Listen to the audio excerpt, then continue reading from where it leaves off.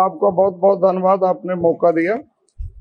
अब बहुत बहुत धन्यवाद करते हैं कृषि मंत्री जी का, जिसने बहुत यत्न कर रहे हैं। पर सरकार ने वादा किया था कि किसानों की आमदन दुगनी की जाऊगी, और अफसोस है कि किसानों की आमदन तो दुगनी नहीं हुई, पर किसान ते मजदूर खुदकशियां कर रहे हैं। ਤੇ ਉਹਦੇ ਵਾਸਤੇ ਜਿਹੜਾ ਹੈ ਕਰਜ਼ੇ ਦਾ ਭਾਰ ਜਿਹੜਾ ਹੈ ਕਿਸਾਨਾਂ ਸਿਰ ਹੋਰ ਦਿਨੋਂ ਦਿਨ ਵੱਧ ਰਿਹਾ, ਤੇ ਲਗਾਤਾਰ ਕਿਸਾਨ ਖੁਦਕਸ਼ੀਆਂ ਵੱਲੋਂ ਜਾ ਰਿਹਾ। ਅਸੀਂ ਸਰਕਾਰਯੋਗ ਮੰਤਰੀ ਸਾਹਿਬ ਤੋਂ ਪੁੱਛਣਾ ਚਾਹੁੰਦੇ ਹਾਂ ਕਿ ਸਰਕਾਰ ਕਿਸਾਨ ਅਤੇ ਮਜ਼ਦੂਰਾਂ ਦੇ ਕਰਜ਼ੇ ਮਾਫ ਕਰਨ ਵਾਸਤੇ ਕੋਈ ਯੋਜਨਾ ਬਣਾ ਰਹੀ ਹੈ? ਜਿਸ ਤਰ੍ਹਾਂ ਉਦਯੋਗਪਤੀਆਂ ਦੇ ਕਰਜ਼ੇ ਦੇ ਉੱਤੇ ਲੀਕ ਮਾਰੀ ਹੈ, ਕਿ ਕਿਸਾਨ ਤੇ ਮਜ਼ਦੂਰਾਂ ਦੇ ਕਰਜ਼ੇ ਮਾਫ ਕਰਨ ਵਾਸਤੇ कोई योजना बना रही है? जे है तो की है, जेकर नहीं तो क्यों? धन्यवाद। Honorable Minister. माननीय सभापति महोदय, मैं परम श्रद्धेय संत श्री बलवीर सिंह जी का आभार प्रकट करता हूं। संत सच ही बोलते हैं, इसलिए उन्होंने अपने सवाल में पूछा है, देश के समग्र विकास के बावजूद, मतलब वो ये स्वीकार करते हैं कि देश का समग्र विकास हो रहा है, और ये सच भी है। प्रधानमंत्री श्रीमान नरेंद्र मोदी जी के नेतृत्व में एक वैभवशाली भारत, एक गौरवशाली भारत, एक संपन्न भारत, समृद्ध भारत, एक शक्तिशाली भारत और विकसित भारत का निर्माण हो रहा है। माननीय सभापति महोदय, किसानों के प्रति उनकी चिंता का मैं आदर करता हूं, और विनम्रता के साथ ये निवेदन करना चाहता हूं कि देश के समग्र विकास के साथ साथ कृषि में किसानों की आय बढ़ाने के लिए और कृषि के समग्र विकास के लिए भी लगातार प्रयत्न किए जा रहे हैं। माननीय सभापति महोदय, प्रधानमंत्री श्रीमान नरेंद्र मोदी जी के नेतृत्व में हमारी 6 सूत्रीय रणनीति है। नंबर 1, उत्पादन बढ़ाना। पर हेक्टर उत्पादन कैसे बढ़े? और मुझे बताते हुए खुशी है कि 2014 के बाद 2024 तक माननीय सभापति महोदय 44% उत्पादन बढ़ा है। 44%, जो अपने आप में एक रिकॉर्ड है। और वो उत्पादन बढ़े, इसके लिए नए बीज, नई टेक्नोलॉजी, नई कृषि पद्धति, सबका उपयोग हो रहा है। दूसरा, माननीय सभापति महोदय, उत्पादन की लागत घटाने का मैं निवेदन करना चाहता हूं। अकेले फर्टिलाइजर सब्सिडी लगभग 2 लाख करोड़ मोदी सरकार दे रही है किसानों को। प्रधानमंत्री किसान सम्मान निधि छोटे किसानों के लिए वरदान बन गई है। लगभग 4,09,000 करोड़ रुपया प्रधानमंत्री किसान सम्मान निधि के रूप में किसानों के खातों में अंतरित किया गया है। अकेली फसल बीमा योजना के अंतर्गत 1,90,000 करोड़ रुपए की राशि किसानों के खाते में डाली गई है। और कम ब्याज पर कर्जा मिले किसानों को खेती के लिए, इसके लिए केसीसी पर 15 लाख करोड़ रुपए का लोन देने का चमत्कार भी मोदी सरकार ने ही किया है। प्रधानमंत्री किसान मानधन योजना, 60 साल की उम्र के बाद अगर कोई किसान उसमें शामिल होता है तो फिर पेंशन की गारंटी भी देती है। हमारी मैकेनाइजेशन की योजना, हमारी हार्टिकल्चर की योजना, प्राकृतिक खेती का मिशन, कृषि वानिकी की योजना, बांस मिशन, फल ड्राप, बोर क्रॉप, एक नहीं अनेकों प्रयत्न किए जा रहे हैं, जिससे किसानों की आय निश्चित तौर पर बढ़ रही है। हाँ, कभी कभी समस्याएं आती है माननीय सभापति महोदय, सूखे से, वर्षा से, बाढ़ से, अतिवृष्टि से, पाले से किसान की फसलें कई बार तबाह और बर्बाद हो जाती है। तो वैसे समय के लिए भी फसल बीमा योजना किसान के लिए वरदान बन के खड़ी है। मैं श्रद्धेय संत जी से यह निवेदन जरूर करना चाहूंगा कि पंजाब सरकार ने अब तक प्रधानमंत्री फसल बीमा योजना को अपने यहां लागू नहीं किया है। अगर यह योजना पंजाब में इस समय लागू होती तो अभी जो बाढ़ के कारण पंजाब में व्यापक नुकसान हुआ है उससे किसानों को और सुरक्षा मिलती। लेकिन माननीय आप बैठिए, आप प्लीज बैठिए। Nothing will go on record except ministers answer. Nothing will go on record except ministers answer. माननीय सभापति महोदय, मैं तो किसान के हित की बात कर रहा हूँ। इट्स नॉट करेक्ट, प्लीज बैठिए। मैं तो किसान के हित की बात कर रहा हूं। मैंने पंजाब के माननीय मुख्यमंत्री मान जी को पत्र लिखकर आग्रह किया है कि पंजाब को फसल बीमा योजना के अंतर्गत वो सम्मिलित करने का काम करें, वहां लागू करें ताकि किसानों की और ज्यादा मदद की जा सके। हम किसानों की मदद करने में कोई कोर कसर नहीं छोड़ेंगे माननीय सभापति महोदय। सेकंड सप्लीमेंट्री श्री शांत बलबीर सिंह जी।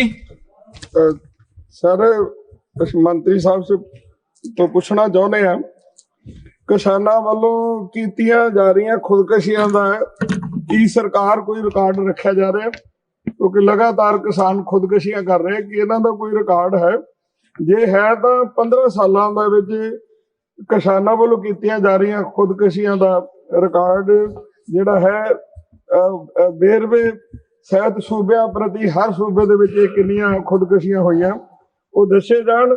ਜੇਕਰ ਸਰਕਾਰ ਖੁਦਕਸ਼ੀਆਂ ਦਾ ਰਿਕਾਰਡ ਨਹੀਂ ਰੱਖ ਰਹੀ ਤਾਂ ਇਹਦੇ ਕੀ ਕਾਰਨ ਆ ਉਹ ਦੱਸੇ ਜਾਣ। ਧੰਨਵਾਦ। Honourable minister. माननीय सभापति महोदय, इंसान की जान की अपनी कीमत होती है। एक भी आत्महत्या अगर कहीं कोई करता है तो वो दुर्भाग्यपूर्ण है। आत्महत्या कहीं नहीं होनी चाहिए। लेकिन माननीय सभापति महोदय, विभिन्न परिस्थितियों के कारण कई बार अलग अलग पेशों में काम करने वाले भाई बहन बेटे बेटियां दुर्भाग्यपूर्ण सुसाइड भी करते हैं।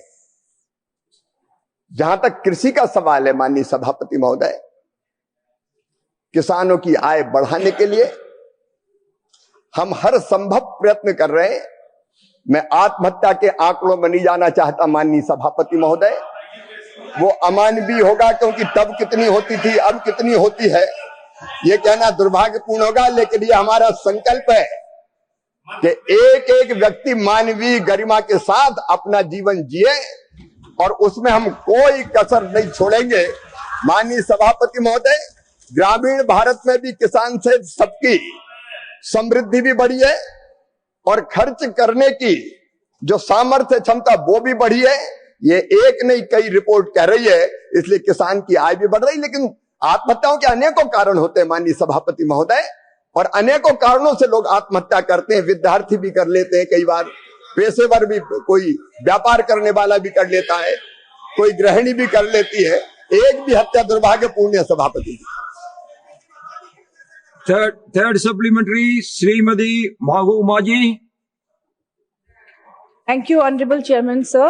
Through you, my question to the Honorable Minister is, Jharkhand के किसानों के लिए एमएसपी कोई औपचारिक नीति नहीं बल्कि जीवन रक्षा का आधार है, लेकिन सेंटर द्वारा वादा किया गया digital procurement system, mobile procurement vans और रियल टाइम एमएसपी वेरिफिकेशन आज तक शुरू नहीं हो सके।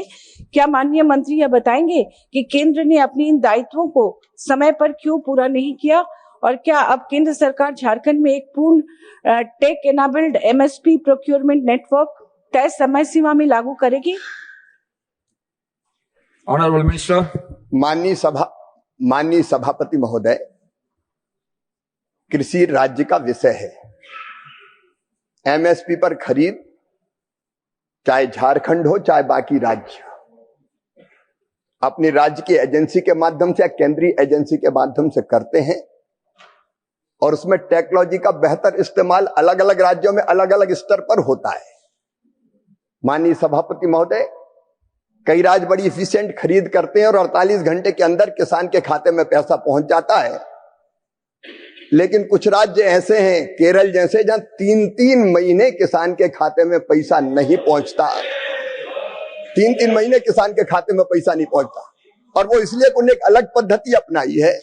वो एमएसपी का सीधा भुगतान नहीं करते। किसान बेचने जाता है मंडी में तो उसको एक स्लिप दे देते हैं, और वो स्लिप लेके बैंक जाता है तो बैंक उसको लोन के रूप में ये कहता है कि जब पैसा पूरा आ जाएगा राज्य सरकार या केंद्र सरकार की तरफ से, तब एमएसपी की राशि दी जाएगी। तो अलग अलग राज्य के यहाँ अलग अलग पद्धतियां हैं।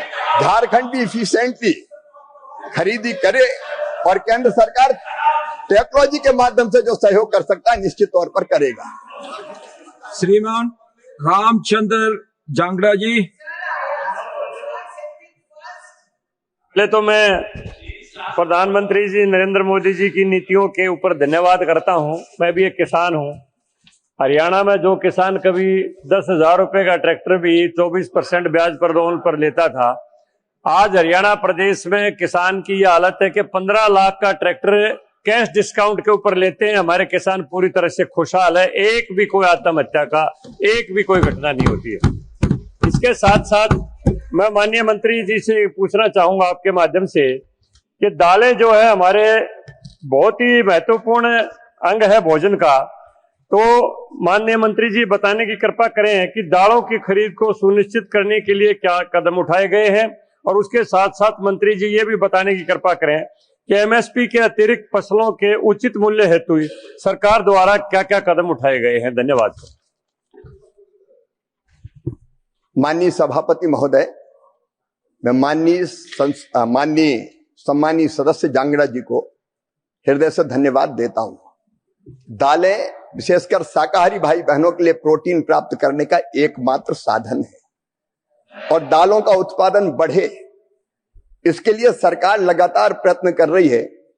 एक दलहन मिशन भी बनाया है और मुझे ये बताते हुए प्रसन्नता है माननीय सभापति महोदय कि प्रधानमंत्री श्रीमान नरेंद्र मोदी जी के नेतृत्व में हमने तय किया है मुख्य दालें तुअर, मसूर, उड़द एमएसपी पर 100% खरीदी जाएंगी, पूरी की पूरी खरीदी जाएंगी। हम जितना किसान पैदा करेगा पूरी खरीदने का काम करेंगे। कल ही मेरे पास लोकसभा के कर्नाटक के माननीय सदस्य आए थे, विपक्ष के सदस्य मित्र भी थे, लेकिन हम पक्ष और विपक्ष कुछ नहीं मानते, केवल सेवा में भरोसा रखते हैं। उन्होंने तुअर की खरीद की बात की थी। मुझे यह बताते हुए प्रसन्नता है कि कर्नाटक सरकार ने भी जितनी तुअर खरीदी की मांग की थी उसकी स्वीकृति कर्नाटक सरकार को भी दे दी गई है। तुअर, मसूर, उड़द हम पूरी की पूरी खरीदेंगे माननीय सभापति महोदय। जहां तक और भी ठीक दाम किसान को मिले, इसके लिए कुछ निर्णय पिछले दिनों किए गए। एक एलओपीज पहले आती थी 0% इंपोर्ट ड्यूटी पर, अब उस पर 30% इंपोर्ट ड्यूटी लगा दी गई है ताकि भारत के किसानों को ठीक दाम दिया जा सके। हमने मसूर और चने जैसी फसल पर भी इंपोर्ट ड्यूटी बढ़ा के 10% कर दी है ताकि बाहर से सस्ती दालें ना आ सके। और एक बात और गर्व के साथ मैं सभापति महोदय कहना चाहता हूं, ये प्रधानमंत्री नरेंद्र मोदी जी ने कहा राष्ट्र हित सर्वोपरि और किसानों के हित सर्वोपरि। किसानों के हितों की सदैव रक्षा की जाएगी। कोई भी समझौता किसानों के हितों को दरकिनार रखकर नहीं किया जाएगा। तो दालों की भी हम खरीद करेंगे और किसानों के हितों को भी सुरक्षित करने का काम करेंगे।